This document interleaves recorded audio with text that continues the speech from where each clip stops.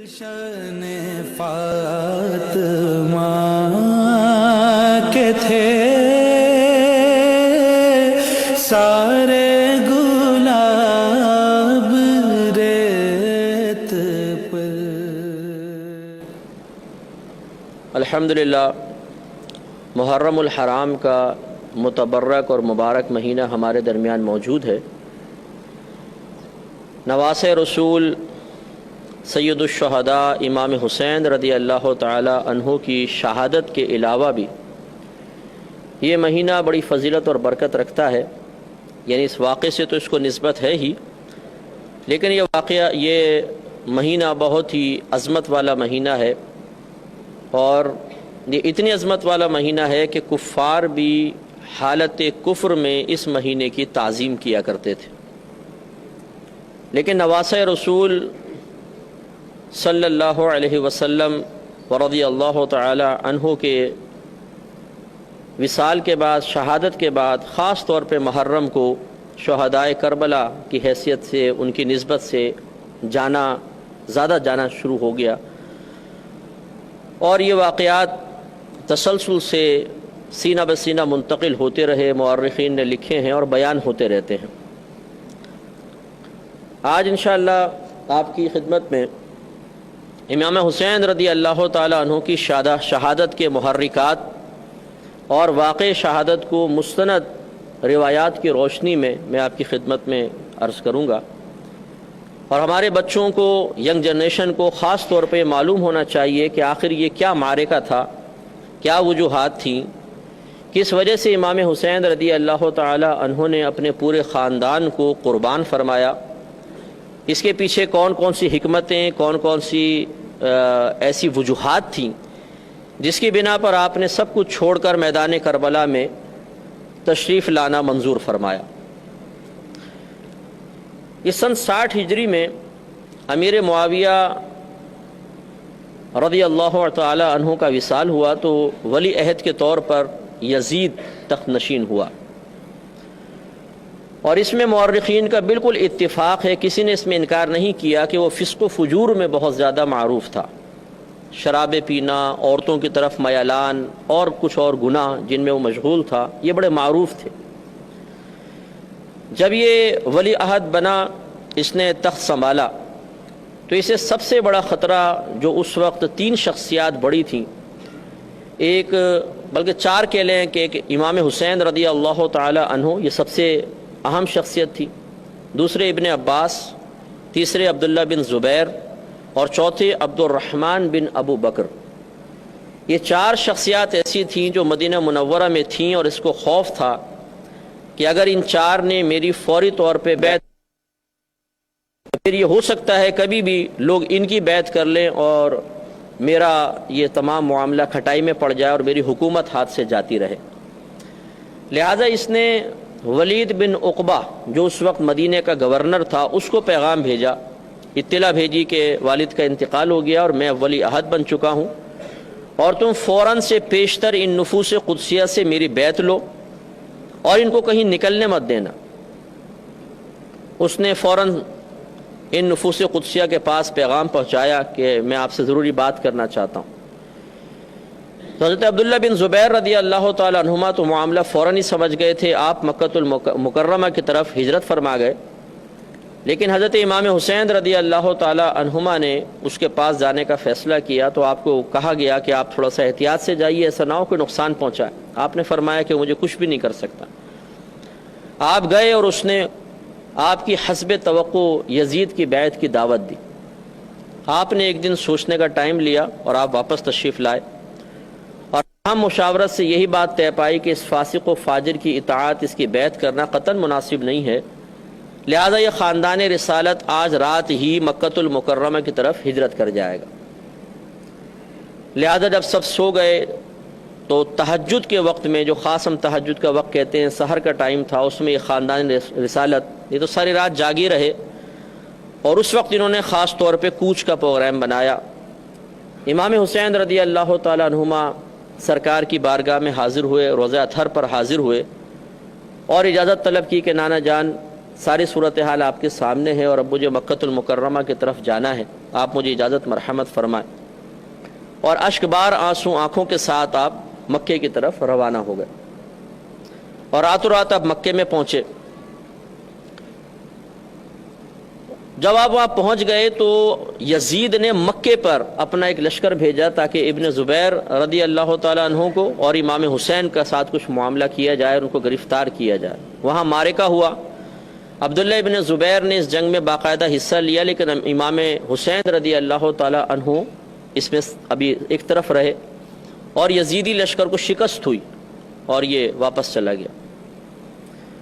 تو اب یہ اس سے جو مکے کے لوگ تھے ان کا اور حوصلہ افزائی ہوئی یزید کے خلاف، اور یزید کی پریشانیوں میں اضافہ ہوا۔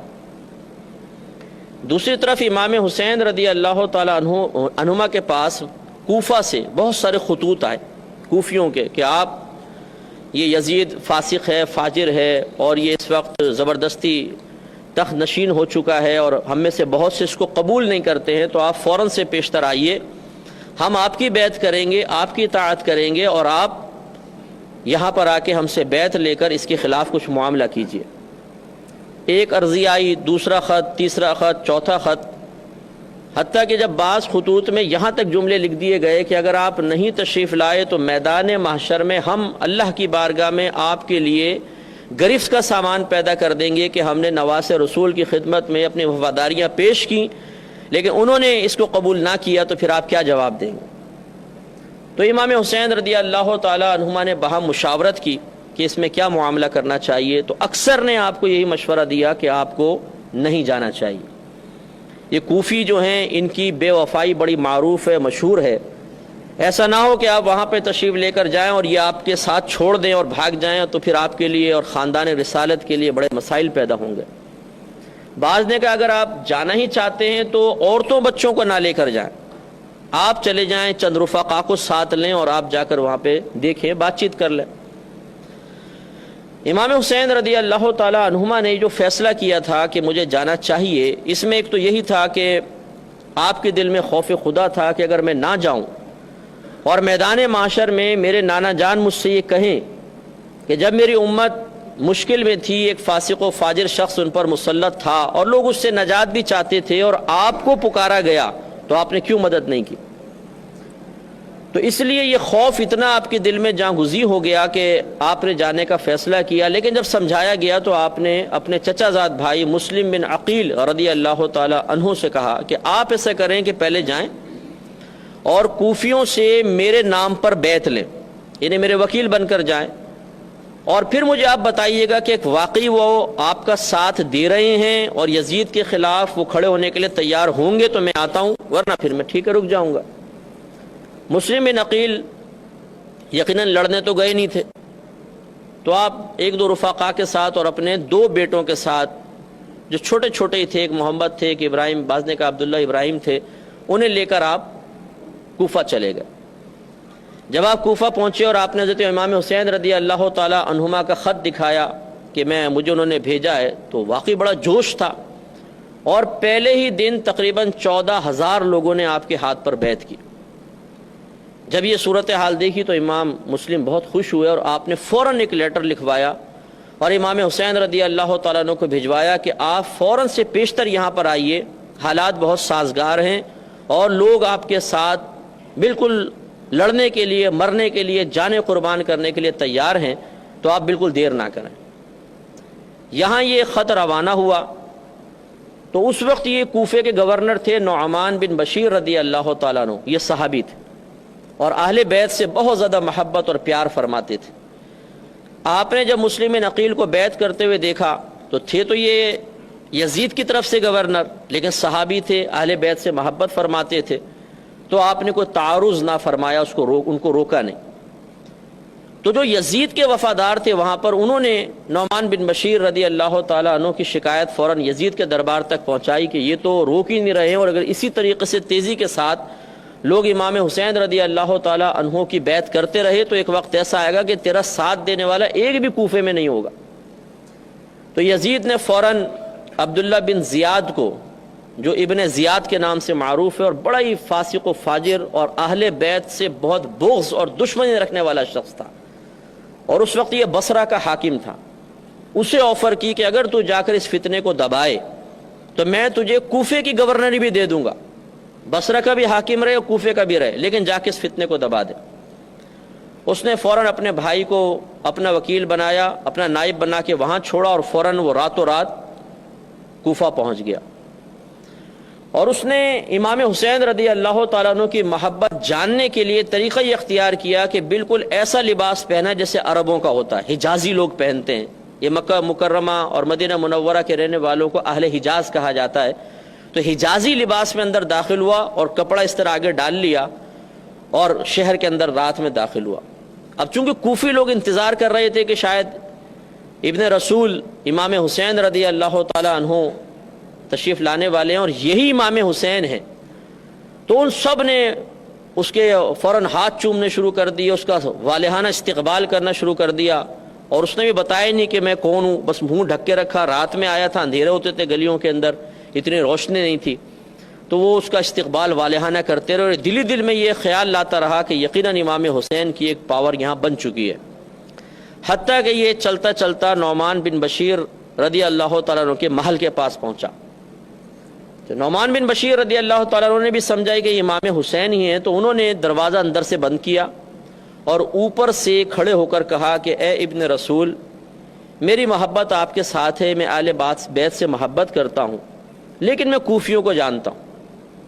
اگر آپ یہاں قیام فرمائیں گے تو کوئی بعید نہیں کہ کچھ دیر بعد ہی آپ کا ساتھ چھوڑ دے تو آپ کے لیے نقصان کا باعث ہوگا، تو میرا مشورہ یہ ہے کہ آپ فوراً واپس چلے جائیں۔ اب نیچے ابن زیاد اس نے کپڑا ہٹا دیا اور کہا کہ دروازہ کھولو فوراً، مجھے یزید نے بھیجا۔ یزید کا لیٹر دکھایا، نعمان بن بشیر رضی اللہ تعالیٰ عنہ کو فوراً معزول کیا، اور اس نے فوراً مسلم بن عقیل رضی اللہ تعالیٰ عنہ کی گرفتاری کے وارنٹ جاری کر دی۔ مسلم بن عقیل رضی اللہ تعالیٰ عنہ ایک امیر شخص تھے، ہانی ان کا نام تھا، ان کے ہاں ٹھہرے ہوئے، ہانی بن عروہ ان کے ہاں ٹھہرے ہوئے تھے۔ تو اس نے کسی بڑی ترکیب کے ساتھ، کیونکہ وقت بھی کم ہے تو میں قلیل تھوڑا سا واقعہ کر کے عرض کرتا ہوں، کہ کسی طریقے سے اس نے تصدیق کروائی کہ واقعی مسلم بن عقیل وہاں ہیں، اور پھر اس نے اپنے آدمی بھیج کر آپ کو گرفتار کروایا۔ ویسے تو آپ گرفتار نہ ہوئے، جب یزیدی آئے تو آپ نے بڑا مقابلہ کیا، تو اس نے دوسری چال یہ چلی کہ یہ پیغام بھیجوایا کہ اگر آپ میرے ساتھ بیٹھ کر آرام سے گفتگو کریں گے تو اس سے کوئی نہ کوئی حل نکل آئے گا، تو آپ ہم سے جنگ نہ کریں، کیونکہ خاندان رسالت سے مقابلہ کرنا یہ عام لوگوں کے بس کی بات نہیں تھی۔ وہ ایسے خاندان کے تربیت یافتہ تھے کہ جو ان کے سامنے آتا تھا دشمن تو اس کو ایسے کاٹ کے رکھ دیتے تھے جیسے گاجر اور مولی کو کاٹ دیتے۔ مسلم بن عقیل رضی اللہ تعالیٰ عنہ چونکہ ایک مومن ہے، اور مومن بڑا سادہ لو ہوتا ہے، سادہ دل والا ہوتا ہے، آپ نے اس کے پیغام کو امن کا پیغام سمجھتے ہوئے قبول فرمایا اور آپ تشریف لے گئے، اور جانے سے پہلے اپنے دونوں بچوں کو وہاں کے قاضی تھے، قاضی شرح، ان کے پاس رکھوا دیا اور آپ تشریف لے گئے۔ اس نے اپنے محل کے دروازوں کے پیچھے آدمی کھڑے کیے ہوئے تھے، جیسے ہی آپ داخل ہوئے انہوں نے اچانک وار کیا اور مسلم بن عقیل رضی اللہ تعالیٰ عنہ کو شہید کر دیا، دردی سے ان کی گردنیں کاٹ دی گئی۔ اور یہ روایت میں آتا ہے کہ جب حضرت مسلم بن عقیل رضی اللہ تعالیٰ عنہ اس کے ابن زیاد سے ملنے کے لیے جا رہے تھے، اس وقت ایک روایت کے مطابق کم و بیش 40,000 کوفیوں نے آپ سے بیعت کر لی تھی، 40,000 نے، لیکن جب آپ چلے تو ابن زیاد کا اتنا خوف تھا، اور ایک روایت کے مطابق اس نے ایک واز کیا کہ اگر کسی نے مسلم بن عقیل کا ساتھ دیا تو تم جانتے ہو کہ آل بیت سے میری اور میرے باپ کی دشمنی کتنی شدید تھی، اور میرے باپ نے بصرہ میں آل بیت سے محبت کرنے والے کسی کو نہیں چھوڑا تھا، تو تمہاری عورتیں بھی بیوہ ہو جائیں گی، تمہارے بچے یتیم ہو جائیں گے، اور تمہاری گردنیں کاٹ کے تمہارے سروں کو کوفے کے چوک میں لٹکایا جائے گا۔ تو لوگ گھبرا گئے، ڈر گئے، خوف زدہ ہو گئے۔ جب مسلم بن عقیل چلے تو آپ کے ساتھ صرف اس وقت 1200 آدمی تھے، اور جب آپ نے مسجد میں آ کے نماز پڑھی تو آپ کی جماعت میں 500 آدمی تھے، اور جب آپ نے سلام پھیرا تو آپ کے پیچھے ایک بھی نہیں تھا، سارے کے سارے آپ کے پاس سے بھاگ گئے۔ اسی لیے کہا جاتا ہے کوفی لا یوفی، کہ کوفی وفا نہیں کرتا، یہ سب کے سب بھاگ گئے اور آپ اکیلے گئے اور مقام شہادت حاصل کیا۔ جب مسلم بن عقیل رضی اللہ تعالیٰ عنہ پہ وار ہوا اور آپ زمین پہ تشریف لائے تو اس وقت آپ کی زبان حق ترجمان سے نکلا کہ کاش کوئی میرے بھائی حسین کو یہ بتا دے کہ مجھے شہید کر دیا گیا۔ اب چونکہ امام حسین رضی اللہ تعالیٰ عنہ تک ابھی کوئی اطلاع پہنچی نہیں تھی، تو آپ کے پاس وہ لیٹر پہنچا مسلم بن عقیل رضی اللہ تعالیٰ عنہ کو کہ آپ فوراً تشریف لائیں، حالات بڑے سازگار ہیں۔ تو اب امام حسین رضی اللہ تعالیٰ عنہ کے پاس دو چیزیں تھیں، ایک عزیمت اور ایک رخصت۔ عزیمت کا مطلب تو یہ ہے، پہلے رخصت کا سمجھ لیں کہ بعض اوقات شرعی احکام اللہ تعالیٰ کی طرف سے بندوں کی طرف متوجہ ہوتے ہیں، لیکن اس میں رعایت کا پہلو ہوتا ہے، نرمی کا پہلو ہوتا ہے۔ اگر آدمی چاہے تو اس نرمی کو اختیار کر لے اور اس شرعی حکم سے وقتی طور پہ پیچھے ہو جائے، اس کو رخصت کہتے ہیں۔ جیسے کوئی شخص ہے کھڑے ہو کر نماز پڑھنے میں درد ہوتا ہے تو اجازت دے دی گئی بیٹھ کے پڑھ لو۔ اب اگر وہ بیٹھ کے نہ پڑھے کہ میں کھڑے ہو کر پڑھوں گا تو ہم کہیں گے یہ عزیمت پر عمل ہے، اور اگر وہ بیٹھ کے پڑھ لے تو کہا جائے گا یہ رخصت پر عمل ہے۔ امام حسین رضی اللہ تعالیٰ عنہ کے پاس دو راستے تھے، ایک عزیمت کا جو مشقت والا تھا، آپ اگر نکلتے جا کے یزید سے مقابلہ بھی ہوتا، جنگ بھی ہوتی، سب کچھ ہوتا، اور ایک رخصت کا معاملہ تھا کہ یزیدی لشکر بہت بڑے تھے، ان کے پاس طاقت تھی، ان کے پاس حکومت تھی، تو اس میں آدمی شہید بھی ہو سکتا ہے۔ تو امام حسین رضی اللہ تعالی عنہما نے خواص کا راستہ اختیار کیا، اور وہ وہی راستہ ہے کہ جب اللہ تعالیٰ کی راہ میں انسان نکلتا ہے تو پھر رخصت کو نہیں دیکھتا، وہ عزیمت کو دیکھتا ہے۔ تو لہٰذا اب اتمام حجت ہو چکا تھا، آپ کے پاس لیٹر آ چکے تھے، مسلم بن عقیل کی طرف سے تصدیق ہو چکی تھی کہ آپ تشریف لائیے، اور تقریباً 14,000 نے تو پہلے دن مجھ سے بیعت کی ہے، اور مجھے امید ہے کہ آپ تشریف لائیں گے تو پورا کوفہ آپ کے ساتھ ہوگا۔ آپ صرف 72 نفوس قدسیہ کے ساتھ اپنے گھر سے روانہ ہوئے۔ تو ایک تو یہ وجہ آپ کے سامنے آ گئی کہ امام حسین کوئی حکومت کے لالچ میں نہیں نکلے تھے۔ یہ تو ایک بالکل احمقانہ سی بات ہوگی کہ کوئی یہ کہے کہ امام حسین حکومت یا خلافت کے لالچ میں باہر نکلے تھے، اس لیے کہ یہ تو وہ شہزادے ہیں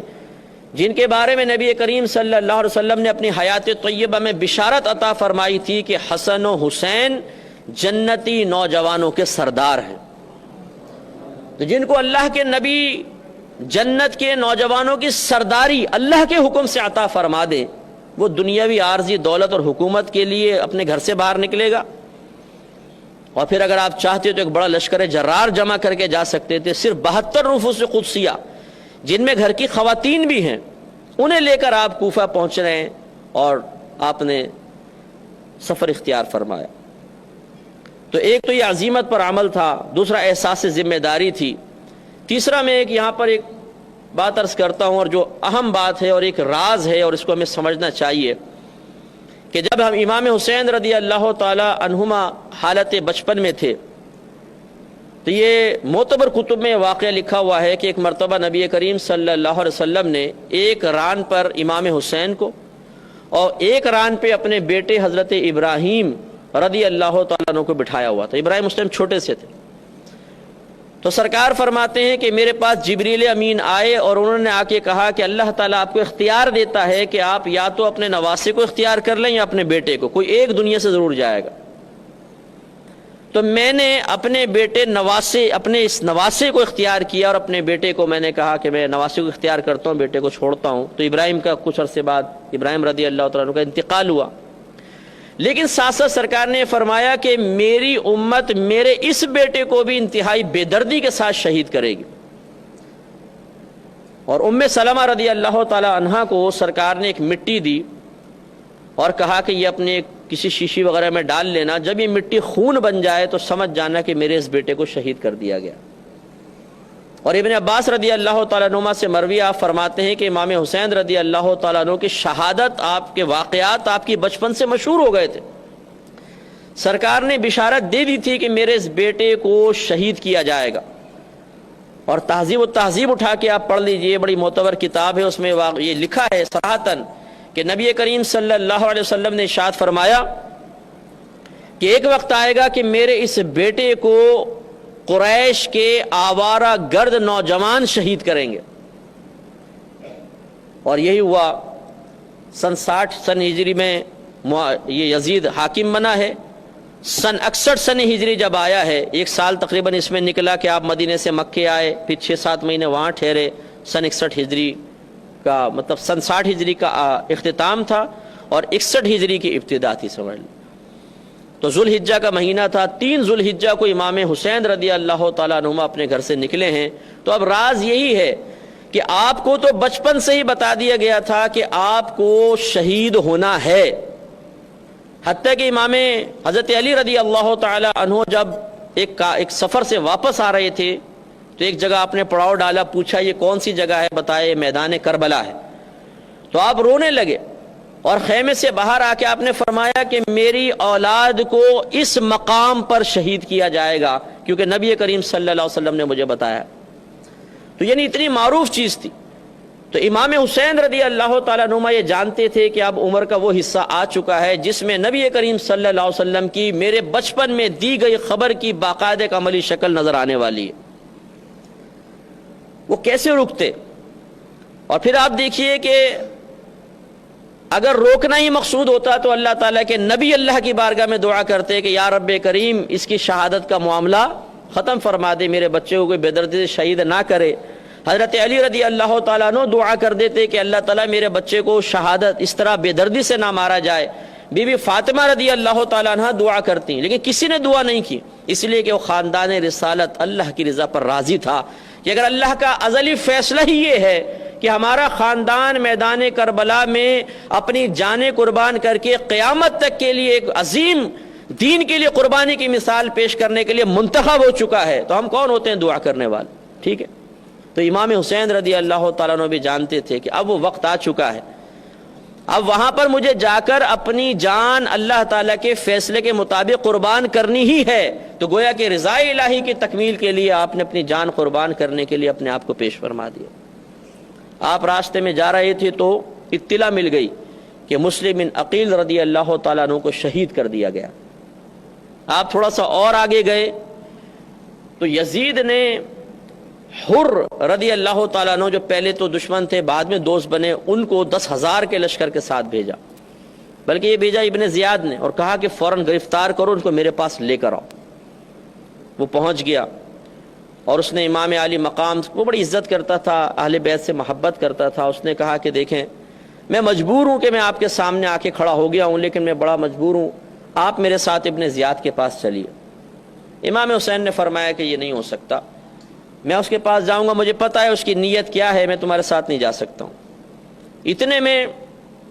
عمر بن سعد ایک اور شخص تھا جس کو ابن زیاد نے حکومت کا لالچ دیا کہ میں تجھے رے کی حکومت دے دوں گا، علاقہ تھا، تو جا۔ یہ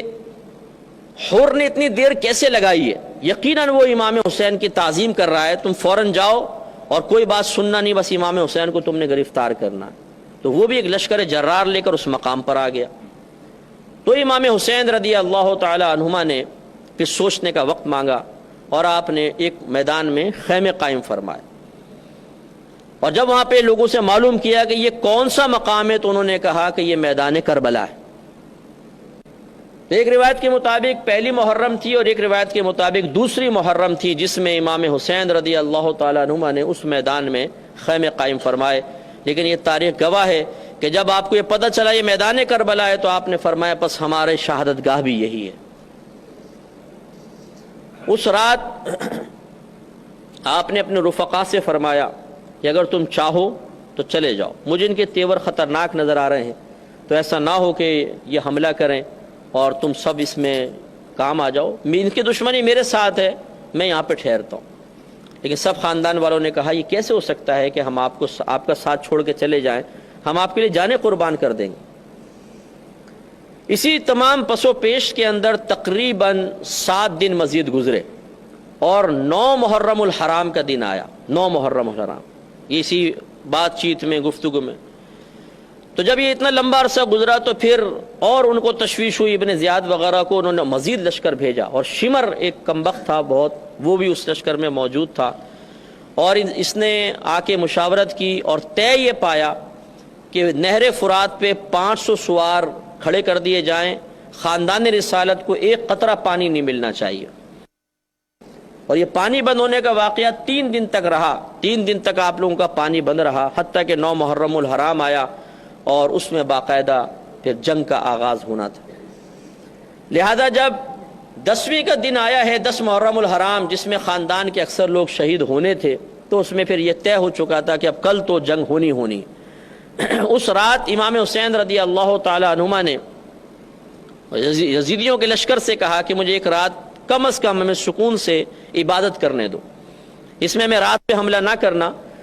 اور میں چاہتا ہوں کہ میں اپنے رب سے مناجات کروں. ان کے دل میں خیال آیا کہ ٹھیک ہے آپ کریں. وہ پوری رات آپ نے اللہ سے مناجات کرتے ہوئے عبادت کرتے ہوئے گزاری, اور رات میں پھر اپنے خاندان والوں سے خطاب فرمایا کہ دیکھو ابھی بھی موقع ہے, اگر تم چاہو تو دو دو کر کے ادھر ادھر نکل جاؤ, رات کا اندھیرا ہے تمہیں کوئی نہیں پکڑے گا, قریبی گاؤں میں جانا اور وہاں سے اپنے گھروں کو چلے جانا, تم مجھے یہاں پہ اکیلا چھوڑ دو. کسی نے بھی جانے کا اقرار نہ کیا, اور ہر ایک نے کہا کہ ہم دین کے نام پہ اپنی جانیں قربان کریں گے. لہذا جب صبح ہوئی اور مارکے کا آغاز ہوا تو پیر در پہ خاندان رسالت کے افراد شہید ہوتے چلے گئے. پہلے دیگر افراد جو محبت کرنے والے تھے, پھر خاندان رسالت, اور پھر خاص طور پر حضرت امام حسین رضی اللہ تعالی عنہما کے گھر والوں میں سے علی اکبر آگے بڑھے. علی اکبر جوان تھے ماشاءاللہ, بڑے خوبرو جوان تھے, اور ان کی مشابہت نبی کریم صلی اللہ علیہ وسلم سے بہت زیادہ تھی. بڑے خوبصورت نوجوان تھے. آپ گھوڑے پر بیٹھے, تلوار لگائی. پہلے امام حسین رضی اللہ تعالیٰ عنہ نے فرمایا کہ میں جاتا ہوں. کہا کہ نہیں بابا جان, جس کا بیٹا جوان ہو تو باپ کیوں جائے گا, میں جاتا ہوں. اس وقت حضرت امام حسین کی تاریخ کے مطابق, جو تاریخ نگاروں نے لکھا ہے, عمر مبارکہ تھی 56 سال 5 ماہ 5 دن, اور وہ لکھتے ہیں کہ ایک بال بھی آپ کا سفید نہیں ہوا تھا, ایک بال بھی سفید نہیں تھا, ایسے خوبرو جوان نظر آتے تھے. بیٹا گیا اور جا کے حملہ کیا, اور زبردست حملہ کیا. ایسا حملہ کیا کہ جس طرف جاتے تھے صفے کے صفے الٹ دیتے تھے, اور کسی میں ہمت نہیں ہوتی تھی کہ سامنے آئے. جو سامنے آیا اس کو گاجر مولی کی طرح کاٹ دیا. تو اب یہ ابن زیاد اور یہ عمر بھی, یہ عروہ بن سعد, یہ سب بڑے پریشان ہوئے کہ کیا کریں. اب ابن زیاد تو خیر اپنے وہاں سے کمانڈ کر رہا تھا, کوفہ کے اندر بیٹھا ہوا تھا, یہاں شمر تھا اور عروہ یہ ابن سعد تھا. تو طے یہ ہوا کہ کہا کہ چاروں طرف سے حملہ کرو, اس کو گھیر لو, اس نوجوان کو. اگر ایک ایک کر کے آتے رہے تو پورا لشکر بھی اگر آ جائے گا تو یہ قابو میں آنے والا نہیں. چاروں طرف سے حملہ ہوا. حضرت نے ایسا حملہ کیا کہ جتنے آتے تھے سب کو گاجر مولی کی طرح کاٹ دیا کرتے تھے. زبردست قسم کا معرکہ ہوا, لیکن 3 دن سے حلق میں ایک قطرہ پانی نہیں پہنچ رہا ہے. تو پیاس کی وجہ سے نڈھال ہو گئے, اور واپس والد صاحب کے پاس آئے اور کہا کہ ابا جان اگر ایک گھونٹ پانی مل جائے تو پھر دیکھیں میں ان کے ساتھ کیا کرتا ہوں. تو امام حسین رضی اللہ تعالی عنہما نے ایک روایت کے مطابق اپنی انگوٹھی ان کے منہ میں رکھی تو سیرابی آ گئی, اور ایک روایت کے مطابق اپنی سوکھی زبان ان کے منہ میں رکھی تو ان کو تراوٹ حاصل ہو گئی, اور پھر آپ گئے اور پھر حملہ کیا. لیکن اب کی دفعہ ظالموں نے چاروں طرف سے تیر برسائے, بزدلوں نے پتھر مارے دور سے. اب اندازہ کریں کہ خاندان رسالت کا ایک چشم و چراغ جس کی شکل مبارکہ نبی کریم صلی اللہ علیہ وسلم سے ملتی ہوئی ہو, اور وہ نوجوان خوبرو نوجوان کھڑا ہو اور چاروں طرف سے پتھر مارے جا رہے ہوں اور تیر برسائے جا رہے ہوں, کتنا دردناک منظر ہوگا آپ اندازہ کریں. اگر کوئی پاگل کو بھی پتھر مار رہا ہوتا ہے تو ہمارا دل پسیج جاتا ہے, اور ہم کہتے ہیں یار ایسا نہ کرو, بیچارے کیوں مار رہے ہو, اس کی ٹانگ دیکھو لنگڑا کے چل رہا ہے. اور یہاں پر آل رسول پہ حملہ کیا جا رہا ہے. کوئی پتھر یہاں آ کے لگتا ہوگا, کوئی ناک پہ آ کے لگتا ہوگا, کوئی ہونٹوں پہ لگتا ہوگا, کوئی کندھے پہ لگتا ہوگا, کوئی سینے پہ آ کے لگتا ہوگا. آپ اندازہ کریں کہ بغض, کینہ اور بدبختی کا عالم کیا تھا کہ ان کے ہاتھ رک نہیں رہے تھے, حتیٰ کہ شہزادے زمین پہ تشریف لے آئے, اور ان ظالموں نے آگے بڑھ کے تلواروں کے ایسے وار کیے کہ جسم کو چھلنی چھلنی کر دیا. اور آپ کی زبان سے یا ابتاہ نکلا, اے میرے والد. حضرت امام حسین رضی اللہ تعالیٰ عنہ آگے بڑھے. اچھا, اور وہاں پہ میدان میں فقہاء نے لکھا ہے, مفسرین نے لکھا کہ گرد اتنی تھی کہ امام حسین کے آگے اتنی گرد چھا گئی تھی کہ پتہ نہیں چل رہا تھا آگے کیا ہو رہا ہے. اب جب بیٹے کی پکار سنی تو پھر آپ آگے بڑھے, اور جو 2-4 قریب تھے ان کے سر قلم کیے, اور بیٹے کو اٹھا کر, جوان بیٹے کو خیمے تک لے کر آئے. آپ اندازہ کریں کہ ایک چھوٹا سا بچہ اگر گھر میں پیدا ہو کے مر جائے تو کتنا صدمہ اور افسوس ہوتا ہے. اگر لڑکا ہو تو اور زیادہ ہوتا ہے, حالانکہ بچی بھی بہت پیاری ہوتی ہے, کہ لڑکا مرے تو. اور ایک بیٹا جس کو 18-19 سال تک جوان کیا ہو, بالکل جوان بیٹا, اور اسے سے بے دردی کے ساتھ شہید کیا گیا ہو کہ یہاں زخم ادھر زخم، کوئی جسم کا حصہ نہ چھوڑا ہو کہ جہاں زخم نہ ہو گئے ہوں، تو اس باپ کے دل کے درد کا عالم کیا ہوگا۔ لہذا مورخین نے لکھا ہے کہ جب آپ اس کو لے کر آئے ایک بھی بال سفید نہیں تھا، لیکن اتنا صدمے سے نڈھال ہوئے کہ جب آپ ان کو لٹا کر انہوں نے دم توڑا ہے آپ کے ہاتھ میں، اور اللہ کی رضا پر راضی رہتے ہوئے دم توڑا ہے، تو آپ کی داڑھی اور سر کے بال سفید ہو گئے تھے۔ اتنا صدمہ، اتنا غم تھا امام حسین رضی اللہ تعالیٰ عنہ کو۔ آپ خیمے میں گئے، اب بیویاں جو تھیں صبر و تحمل کے پہاڑ تھے، انہوں نے اس موت پر، اس شہادت کے اوپر بڑا صبر کا مظاہرہ کیا اور اللہ کی رضا پر راضی رہنے کا عندیہ دیا۔ تو بی بی امام حسین رضی اللہ تعالیٰ عنہ کی زوجہ نے کہا کہ یہ ظالم ایسے ہیں کہ انہوں نے پانی بند کر رکھا ہے، یہ چھوٹے علی اصغر ہیں، بالکل دودھ شیر خوار بچے تھے، ان کو لے کر جائیں اور کم از کم اس بچے کے لیے آپ پانی مانگ لیں ان سے کہ یہ اس بچے کو تو پانی پلا دیں۔ یہ ظالم ہیں ٹھیک ہے، لیکن شاید اس بچے کو دیکھ کر کم از کم اس بچے کے لیے تھوڑا بہت پانی دے دیں۔ علی اصغر رضی اللہ تعالیٰ عنہ چھوٹے سے تھے، اب زبان نکالتے تھے، پیاس کی وجہ سے روتے تھے، بلکتے تھے، نہ ماں کے دودھ اتر رہا ہے بھوک اور پیاس کی کمی کی بنا پر، اور نہ پانی مل رہا ہے۔ امام حسین رضی اللہ تعالیٰ عنہما اپنے بچے کو لے کر باہر گئے اور آپ نے ارشاد فرمایا کہ اے ظالمو، میرے نانا جان تو وہ ہیں جو حوض کوثر سے پوری امت کو اپنے مبارک ہاتھوں سے سیراب کریں گے، اور تم میرے نانا جان کے اس چھوٹے سے لختے جگر کو پیاسا مار رہے ہو، تو کم از کم تھوڑا سا پانی اس کو دو تاکہ یہ بچہ پانی پی لے۔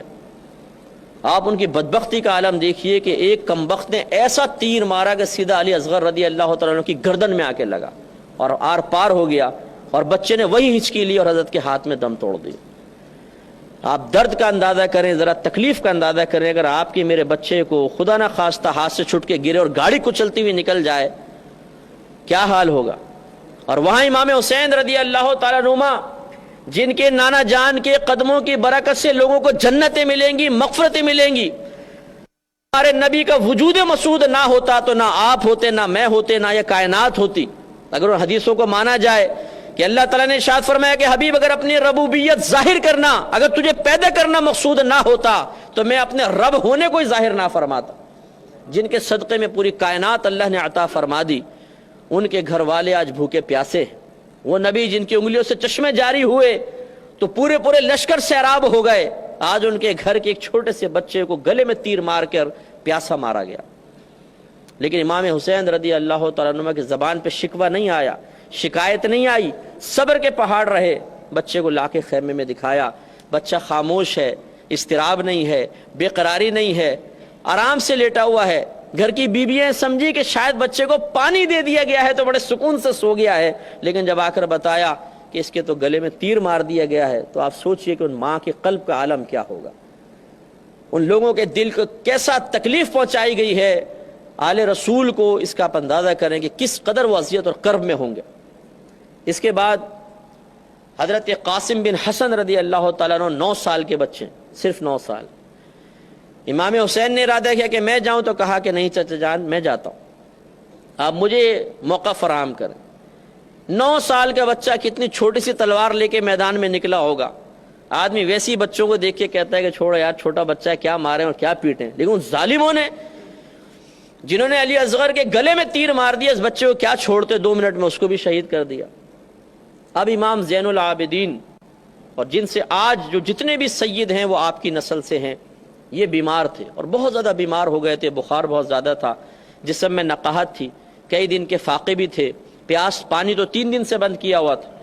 تو یہ اپنے پاؤں پہ صحیح کھڑے بھی نہیں ہو پا رہے تھے، جسم پہ لرزہ تھا۔ تو کہا کہ بابا جان اب مجھے اجازت دیں کہ میں اپنی جان کو قربان کروں۔ امام حسین رضی اللہ تعالیٰ عنہ نے فرمایا کہ نہیں بیٹا، اب اللہ تعالیٰ کا فیصلہ یہی ہے کہ میرا وقت شہادت آ گیا ہے، میں جاؤں گا اور تم عورتوں کے پاس رہو، مجھے اللہ کی رحمت سے یقین ہے کہ تم سے ہی اب ہماری نسل آگے چلے گی۔ بیٹے کو وہاں چھوڑا اور پھر حضرت امام حسین رضی اللہ تعالیٰ عنہ تیار ہوئے۔ اب آپ غور کیجئے کہ چشم فلک کتنی حیرت کے ساتھ یہ نظارہ دیکھ رہا ہوگا کہ وہ نانا جان جنہوں نے ان لبوں کو چوما ہے، امام حسین کے پیشانی کو چوما ہے، یہ اگر سجدے میں آ کے سرکار کے کندھے پہ بیٹھ جائیں تو سرکار اپنے سجدوں کو طویل کر دیں. آج وہ مقام شہادت حاصل کرنے کے لیے ہزاروں کے سامنے اکیلا جا رہا ہے.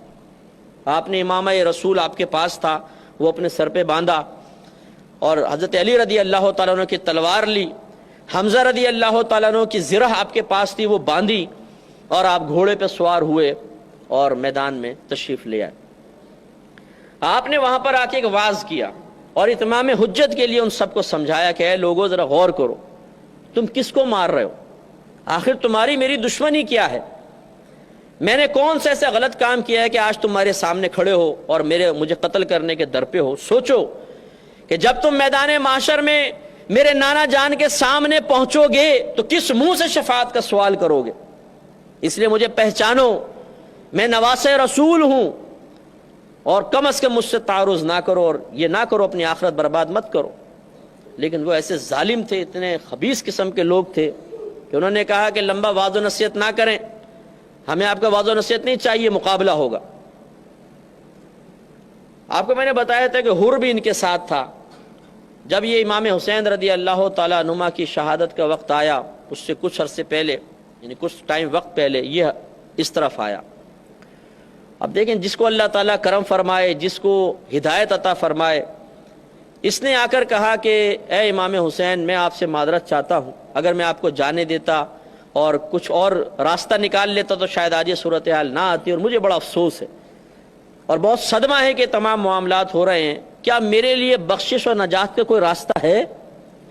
امام حسین رضی اللہ تعالیٰ عنہ نے فرمایا کہ اگر تو ان کا ساتھ چھوڑ دے اور ہمارا ساتھ دے تو میں تجھے اپنے نانا جان کی شفاعت کا وعدہ دیتا ہوں, اور انشاءاللہ اللہ تعالیٰ تیری بخشش و مغفرت کرے گا. اس نے اسی وقت حضرت امام حسین کی طرف سے ان لوگوں کو للکارا اور کہا کہ اے لوگوں, میں جہنم چھوڑ کے جنت کی طرف آ گیا ہوں, اور میں تمہیں بھی دعوت دیتا ہوں کہ ہمت کرو اور اس طرف آ جاؤ. لیکن بدبختی, وہ بھی لڑے اور وہ بھی شہید ہوئے. اب یہ آخری مارکا تھا. امام حسین رضی اللہ تعالیٰ عنہ اکیلے ہیں, نواسۂ رسول ہیں, جن کی فضیلت اور برکت کو نبی کریم صلی اللہ علیہ وسلم عرصہ دراز تک بیان کرتے رہے ہیں. لوگ جن کی بارگاہ میں آ کے دعائیں کر کے اپنی حاجات پوری کرتے رہے ہیں, اللہ کی بارگاہ سے انعامات حاصل کرتے رہے ہیں. آج امام حسین تنہا کھڑے ہیں, اور یہ سارے کمبخت بدبخت سامنے کھڑے ہیں جنہوں نے عرضیاں دے دے کر, خط لکھ لکھ کر آپ کو بلایا, وہ بھی سامنے کھڑے ہیں. اور امام حسین نے یاد دلایا کہ تم نے مجھے خط نہیں لکھا تھا, تم نے نہیں لکھا تھا, تم نے نہیں لکھا تھا. وہ صاف انکاری ہو گیا, ہم نے کہاں لکھا تھا. ایک آگے بڑھا, اس نے کہا زیادہ وعظ و نصیحت کرنے کی ضرورت نہیں, تم بہت بڑے بنتے ہو, اب دیکھنا ہم تمہیں کیسے پیاسا مارتے ہیں. آپ نے فرمایا اللہ تجھے پیاسا مارے. کہتے ہیں کہ ایسی امام حسین کی یہ زبان سے نکلنے والے الفاظ تھے کہ اس کو سخت پیاس محسوس ہوئی. وہ پیچھے ہٹا اور وہ مشکے کی مشکے پانی پی جاتا تھا, لیکن اس کی پیاس نہیں بجھتی تھی, حتیٰ کہ ایسی پیاس کی حالت میں ایڑیاں رگڑ رگڑ کے مر گیا. ایک دوسرا آگے بڑھا, معذاللہ سما معذاللہ بدتمیز تو بہت تھے,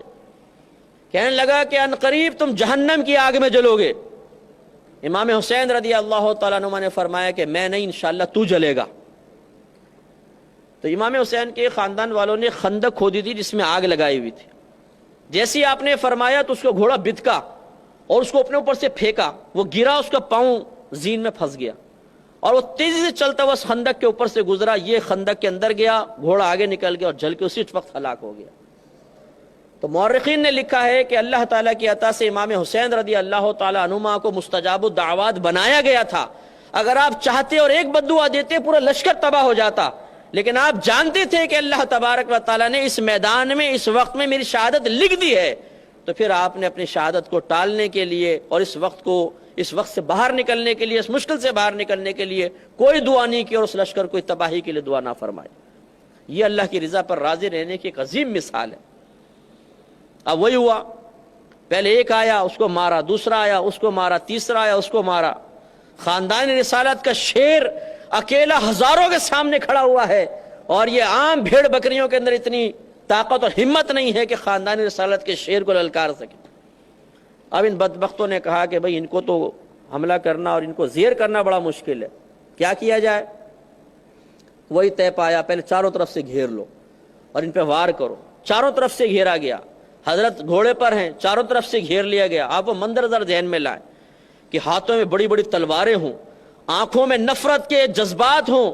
اور جسم پہ وار کر کے جسم کاٹنے کے لیے لوگ تیار ہوں. ایک عام آدمی ہو تو دہشت سے چیخنے لگ جائے گا. ہیبت کا عالم کیا ہوگا آپ سوچئے. ایک عام آدمی اکیلا اگر آپ کے سامنے چاقو لے کے آپ کو مارے